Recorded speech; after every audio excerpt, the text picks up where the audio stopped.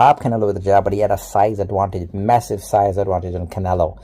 And that's why he was able to evade most of the punches. He had reach advantage on Canelo. Floyd Mayweather, when he fought, Canelo was very young. He was only 23 years old. Floyd was able to evade the punches. You know, the best defensive boxer.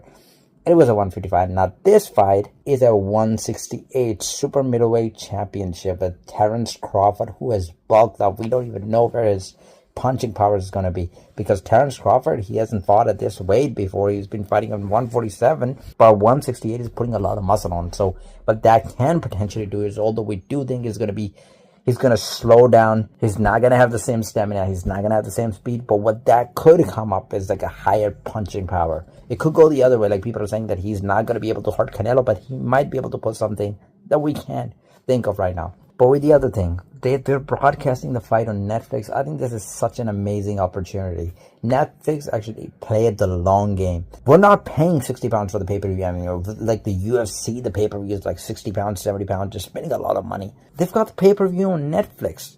So you're going to be able to watch Canelo Alvarez versus Terence Crawford on Netflix. So if you already have Netflix, that's free.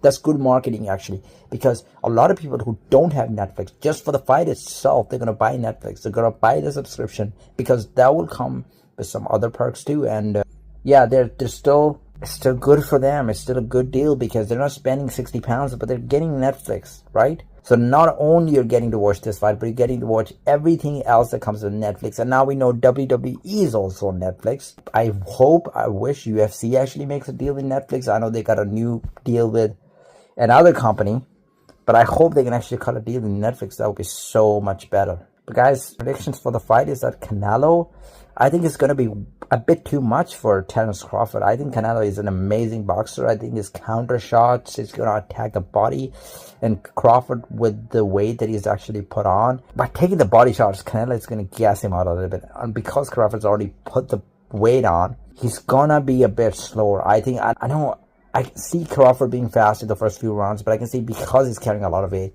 with time, his cardio is going to give up. I'm not saying that Crawford has bad cardio, but because he's carrying that weight, and he hasn't had a fight with that weight before.